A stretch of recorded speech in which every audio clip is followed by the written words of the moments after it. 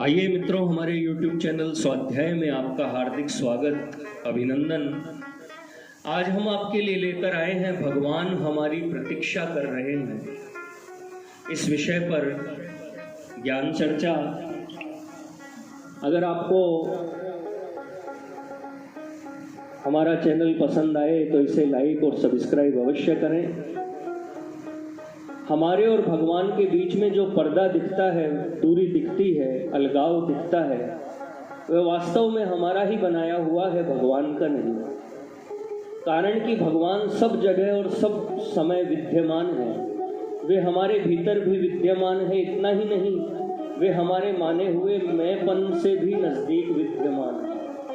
पतित से पतित प्राणी के भीतर भी वे ज्यों के त्यों विद्यमान है। इसलिए साधक को चाहिए कि वह अपने ही भीतर अपने प्रेमास्पद को स्वीकार करके निश्चिंत हो जाए। जब एक भगवान के सिवाय अन्य किसी की भी सत्ता की मान्यता नहीं रहेगी, तब साधक अपने ही प्रेमास्पद को अपने में ही पालेगा। परंतु जब तक उसके भीतर मैं शरीर हूँ ऐसी मान्यता रहेगी, तब तक वह संसार के सिवाय कुछ नहीं पाएगा। जो अपने प्रेमास्पद को अन्य व्यक्तियों, संत महात्माओं, ग्रंथों आदि में देखते हैं, उनको अपने प्रेमास्पद से वियोग का अनुभव करना ही पड़ता है। परंतु जो अपने में ही अपने प्रेमास्पद को देखते हैं, उनको अपने प्रेमास्पद से वियोग का दुख नहीं पाना पड़ता। अपने से अलग प्रेमास्पद को कितना ही अपने नजदीक दिखें, उससे वियोग अवश्य ही होगा। परंतु अपने से अभिन्न, अपने में ही अपने प्रेमास्पद को देखने से प्रेमास्पद से नित्य संबंध हो जाता है।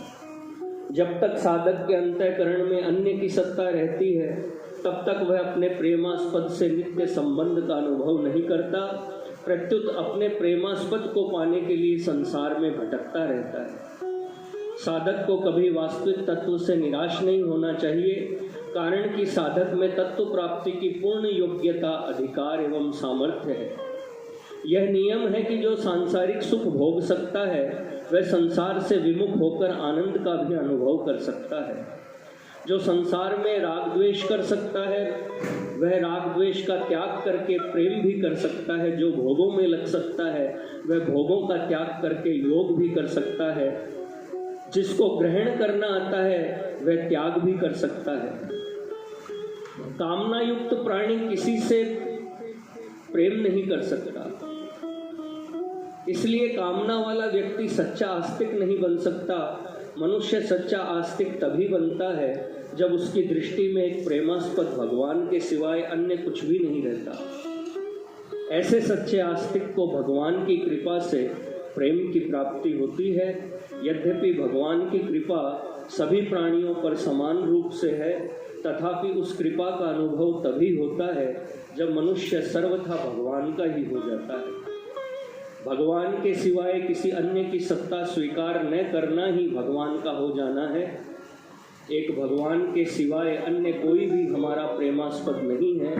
जब हम परमात्मा के सिवाय अन्य किसी से प्यार करते हैं, तब वह प्यार अपना तथा दूसरे का भी संहार करने लगता है।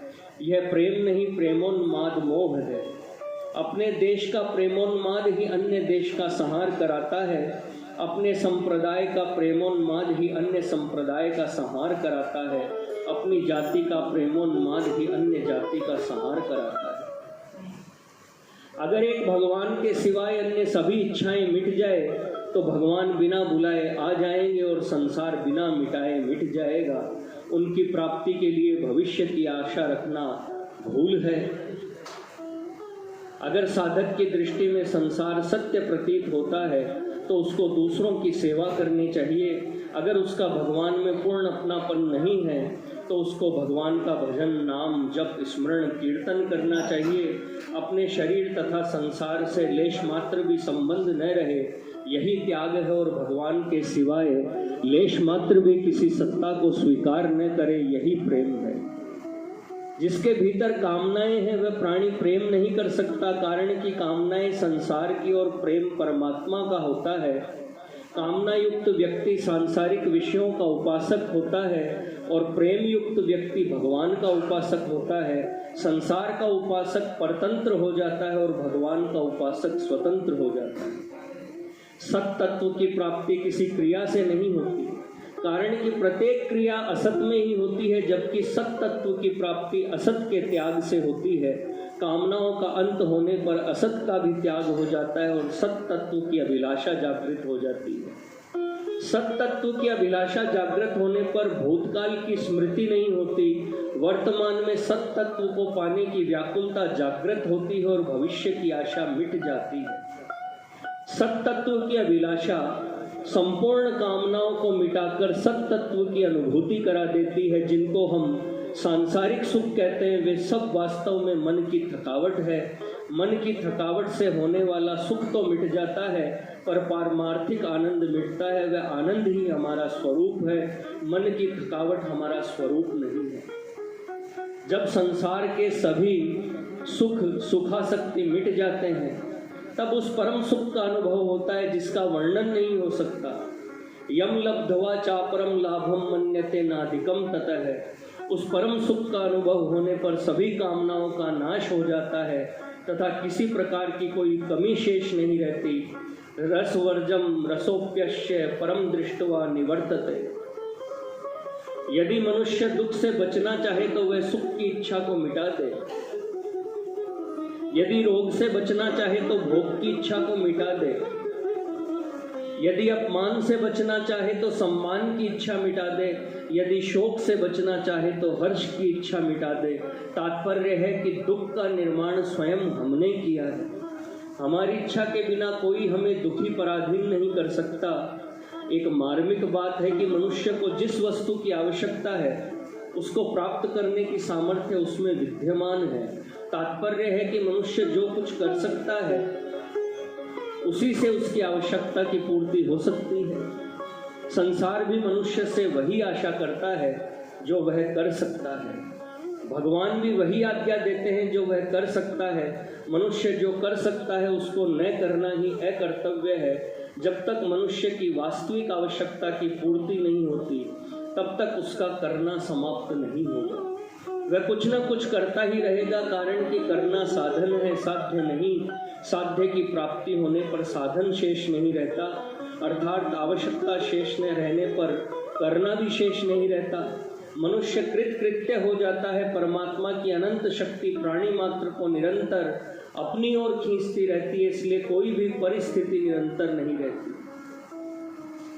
मनुष्य की ममता कहीं भी स्थायी नहीं रहती। उसका प्रत्येक वस्तु तथा व्यक्ति से निरंतर संबंध विच्छेद होता रहता है। परमात्मा की वह अनंत शक्ति तो न तो मनुष्यों पर शासन करती है, न उनकी स्वतंत्रता छीनकर उनको पराधीन बनाती है। यह नियम है कि जो वस्तु जिससे उत्पन्न होती है अंत में उसी में विलीन होती है, तभी पूर्णता होती है।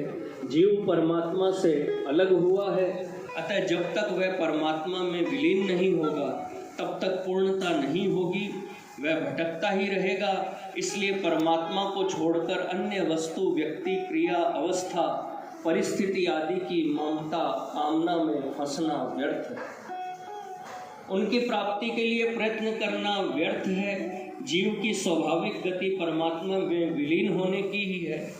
जब हम अपनी स्वाभाविक गति से विमुख होकर अन्य वस्तु, व्यक्ति आदि के सम्मुख हो जाते हैं, तब भगवान की कृपा उस वस्तु, व्यक्ति आदि से वियोग करा देती है। जब तक हमारा परमात्मा से योग नहीं होगा तब तक प्रत्येक संयोग का वियोग होता रहेगा। यह नियम है। संसार में होने वाला परिवर्तन निरंतर यह शिक्षा दे रहा है कि तुम मेरे में मत फंसो, मैं तुम्हारा लक्ष्य नहीं हूँ। तुम्हारा लक्ष्य परमात्मा है जो निरंतर तुम्हारी प्रतीक्षा कर रहा है। मित्रों, यह थी भगवान हमारी प्रतीक्षा कर रहे हैं इस विषय पर संक्षिप्त ज्ञान चर्चा। अगर आपने हमारे चैनल को लाइक और सब्सक्राइब नहीं किया है तो आपसे निवेदन है, कृपया चैनल को लाइक और सब्सक्राइब अवश्य करें। धन्यवाद।